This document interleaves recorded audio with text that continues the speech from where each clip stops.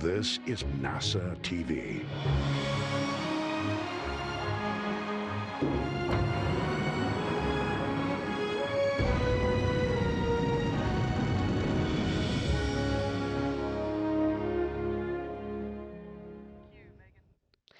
Good morning and welcome to NASA's Johnson Space Center for a news conference with NASA's SpaceX Crew-3 astronauts.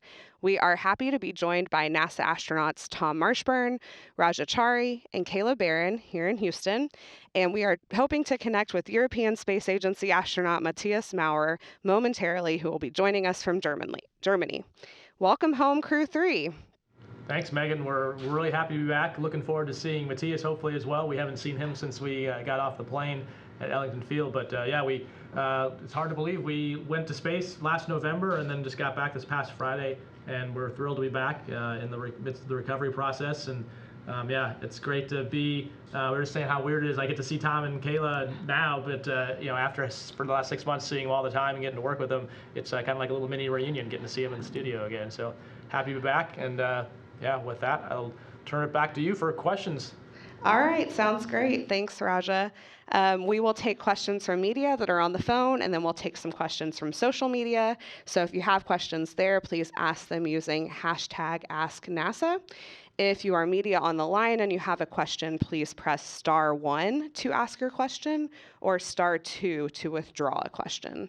So we will start with Mark Carreau from Aviation Week and Space Technology. Mark? Aviation Week. Mark pregunta, a ver.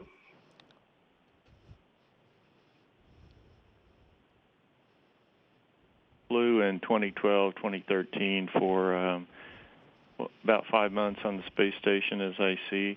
I'm wondering if you might offer some perspective on sort of the productivity and efficiency and also the camaraderie among the international crew now versus a decade ago. Remarkable changes, about the same. I know there's been some concern about the Russian military activities in Ukraine, and some have commented that that's had an effect, but I just don't know how you might size it up overall over that period of time in your two flights. So I'd say the space station itself has grown so much.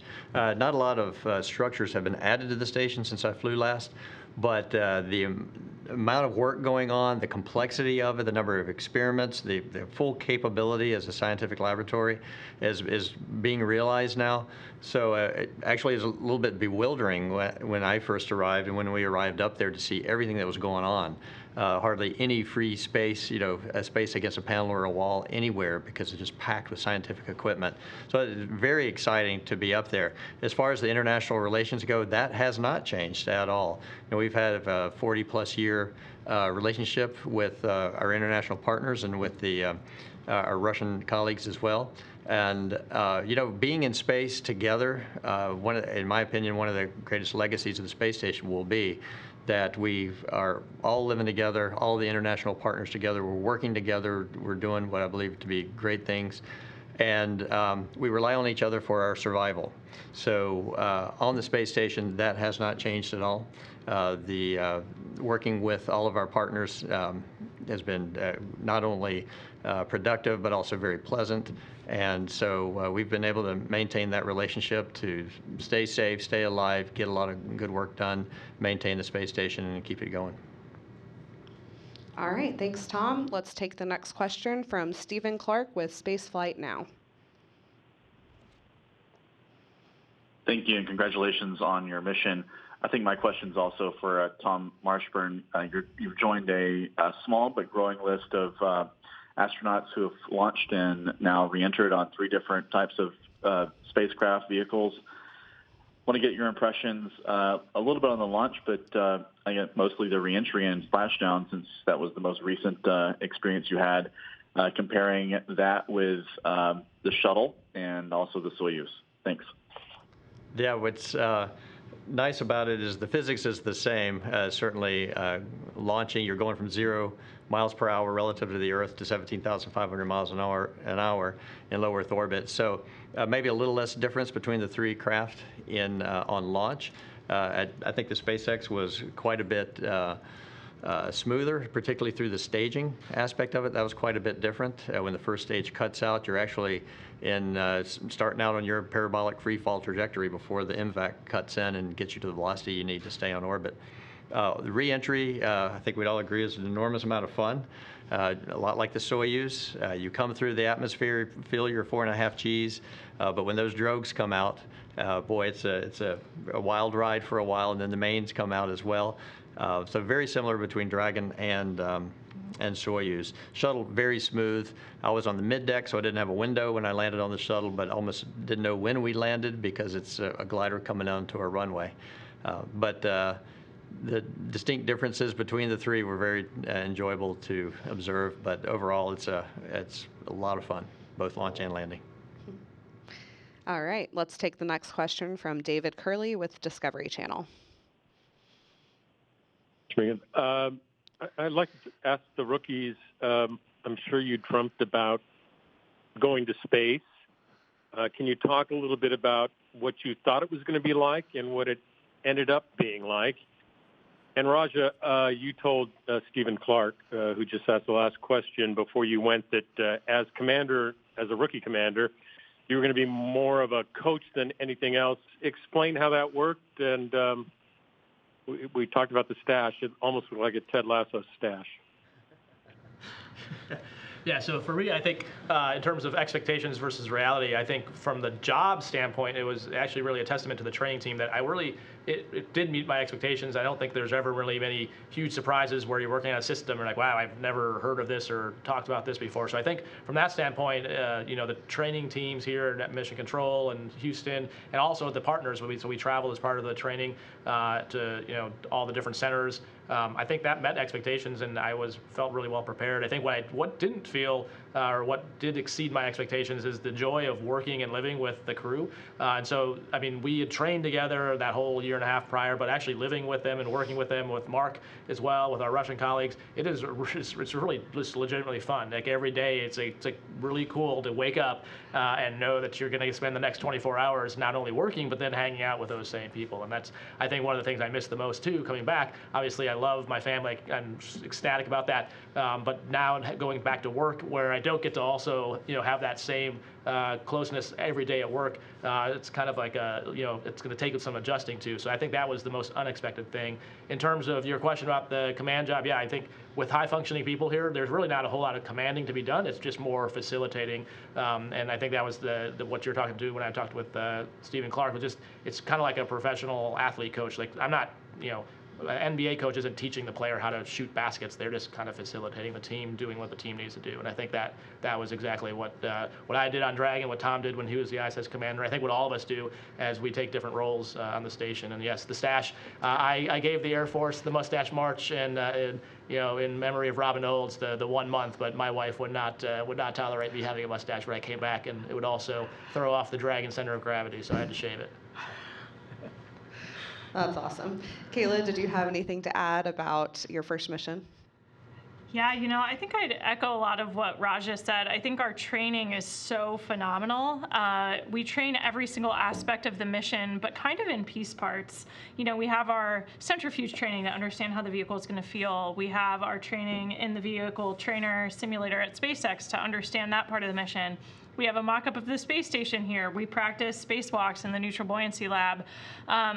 And I think all of those things together kind of give you this excellent structure of what to expect, but you don't really realize that that's just a hollow structure that's going to be filled in by this incredible emotional experience. And I think similar to Raja, that's what surprised me the most is, we were prepared, we were technically ready, we were really ready to launch when we launched and go up there and do some incredible things.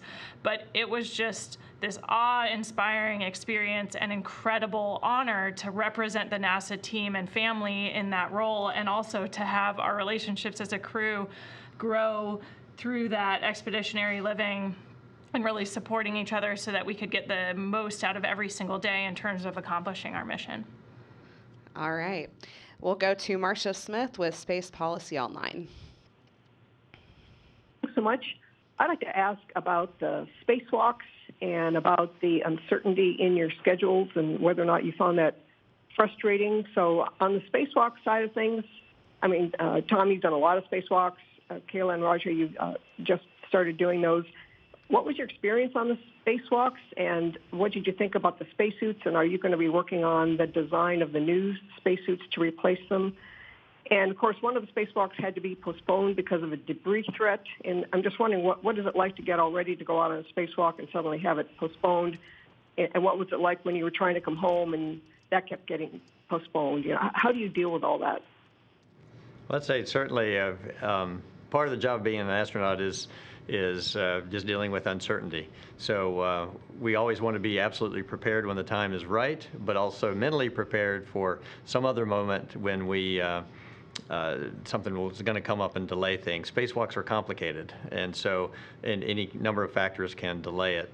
So I was absolutely thrilled to be going back out again, and so I don't know, Kayla, if you have any feelings, or y'all have feelings about your first moments going out the hatch. I mean, it was absolutely incredible. We put so much time into that training and have such a fantastic support team down here to help us prepare. But again, kind of like the experience of launching and arriving on the space station, there's only so much you can prepare for until you go out the hatch and see the Earth from that perspective for the first time.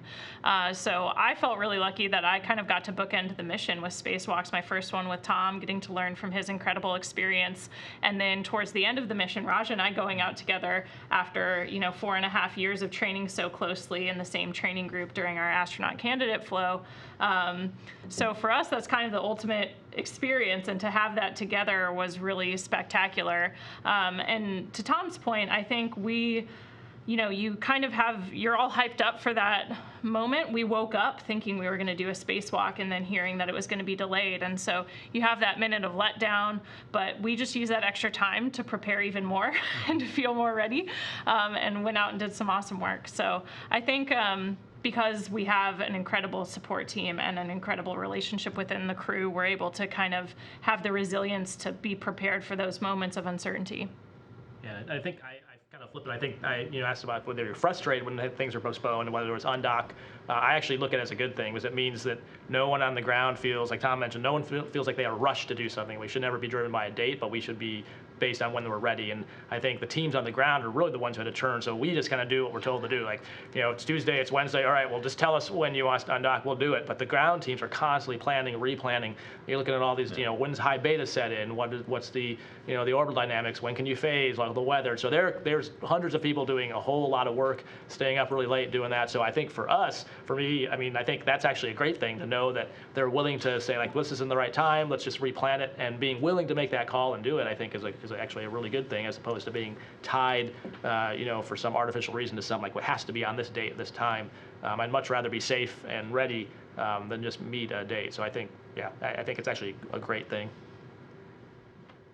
Okay, thank you. And I think we have Matthias on the line now. Matthias, can you hear us?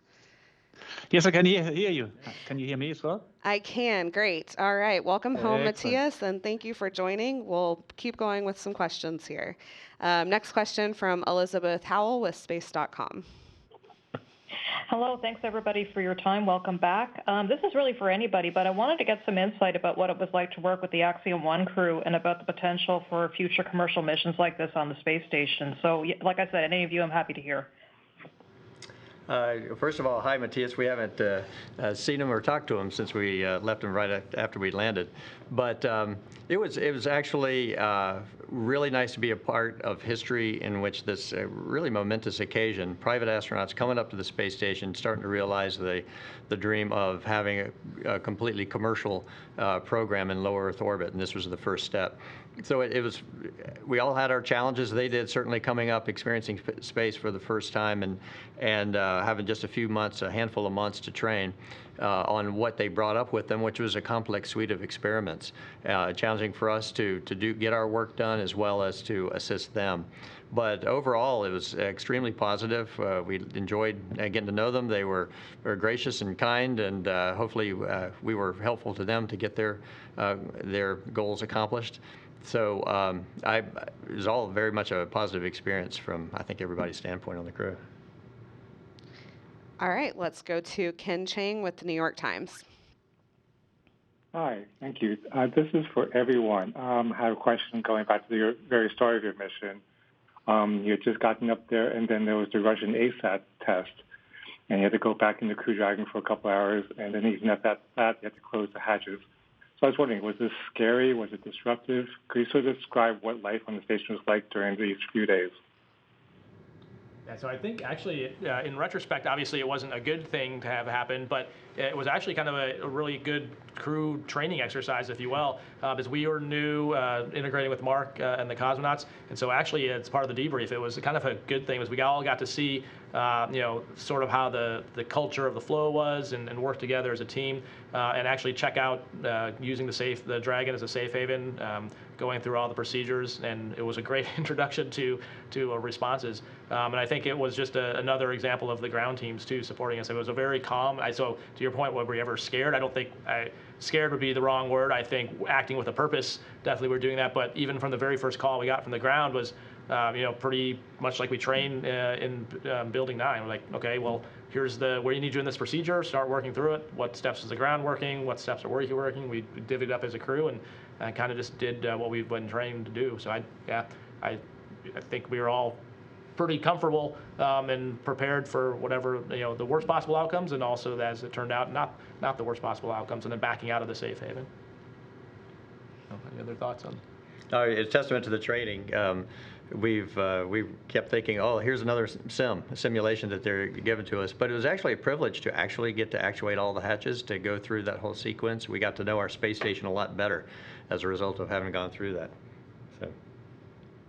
All right, and I want to go back to an earlier question for Matthias. It's also your first space flight along with Raja and Kayla. What did you expect? You've been dreaming about this. Did the reality meet the expectations for your mission? Absolutely. I think the reality even was much better than the dream. We were together in training. We met each other before, but being up there in space, so now I have one space sister and 2 space brothers. We became a space family up there, and it was just like a tremendous adventure living it, like the 4 of us, or actually the 7th, or 10 of us, always depending on how many we were at a given point in time. And I think this mission had all elements that I was hoping for. An outstanding launch, perfect mission with a lot of science in between, but also a spacewalk for everyone, also actuating the robotic arm, having the tourists or the professional private astronauts for the very first time up there in space. So the transition from the old age of spaceflight to the new age of more commercial-oriented spaceflight, I think, it's difficult to beat this mission. It's I'm super, super happy, and I think it was my dream fully came true, or even better than my dream. That's awesome. Thank you. All right, let's go to Daniel Reguera with Our Drone U. Hi, how you doing? And thank you for taking my question. I will start with a phrase from Bob Behnken when he came back on Demo 2. He said, "It doesn't sound like a machine. It sounds like an animal coming through the atmosphere." And so far, I have not been able to see any video of the Crew Dragon interior when returning to Earth. Could you please explain the sensations, sounds, and image you experienced at the time of reingress to the Earth? And there is also a little question from our audience that is very often here. In an unlikely event that the 4 main parachutes don't work as expected, is there a plan B to reduce the speed at the moment of the impact? Will you see? So for re-entry, there's different phases. There's an entry prep, and then entry 1 and entry 2. So they all kind of have different phases. But to Bob's description, I think what's unique about Dragon is well, I don't know if it's unique, but since you're sitting right near in the closed vehicle, you can hear all the valves, you can hear prop pressurizations changing. So it's a very cool experience, especially when you've been on the space station where there's a lot of background fan noise and you don't hear thrusters firing, you don't hear the thing. So when you're back in the Dragon and you can hear all those things actuating, it's really neat. And then I think when your senses come back alive as the G's start to come on, it just adds that audio dynamic to it. And then as the air builds, as you decelerate, you're feeling G forces, you're hearing the air sound buffet. That gets like a very loud whooshing. You're seeing this very, this pretty much constant pink glow from the plasma, and then these sparklers coming off. So it's just pretty much all your senses are being energized, and they're coming back alive as you've been in microgravity. So your brain's processing all this new information. So I think it adds this, incredibleness to it beyond even what you're experiencing.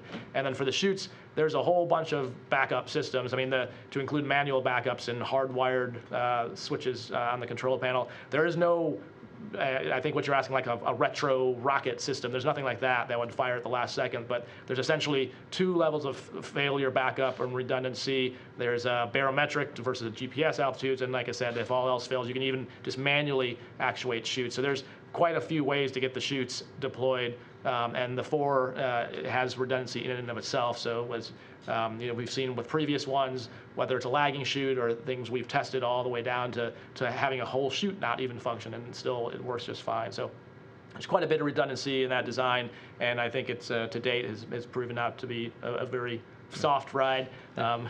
For landing, Tom has had the experience of landing multiple ways, and I was expecting to have the wind knocked out of me, but it was actually more like just getting pushed in the back. It was surprisingly gentle on the landing, which I was very happy about. Absolutely. And along the same lines on landing and splashdown, we have a question from Twitter. Alu wants to know, is it hard to fly the Dragon back to Earth? What do you have to pay attention to the most? We're largely at a monitoring role on the way back. The automatics of the system are always, at least for us, certainly seem to be right on the mark and very accurate. So largely, we're watching. We know what's supposed to happen. We have the tools we need to monitor what's going on. We're always thinking about if the next step doesn't work, what are we going to do? So Raja, as a commander, was very good at leading the whole team through. Here we are coming up to the next stage of the reentry, and here's all the things we're going to do if it doesn't come out as planned. So we're able to utilize the training through that, but it was a pretty smooth ride. All right, and we'll take one last question from social media for everyone. Evelyn on Twitter wants to know, is it better to live on Earth or in space? Earth is pretty cool. Space is a wonderful place to visit. I'm not sure my family would want to spend the rest of their lives in space, but if they did, then I don't know, we might consider living the rest of our lives in space. What do y'all think?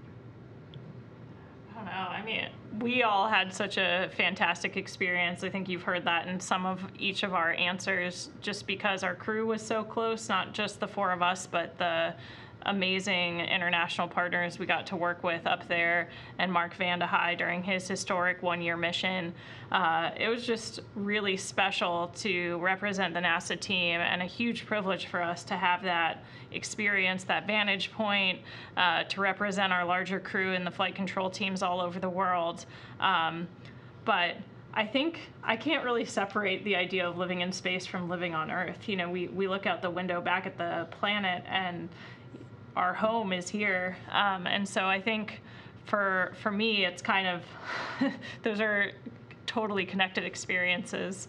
And so the chance to come home at the end of such an incredible adventure, I think, is part of what makes that adventure so special.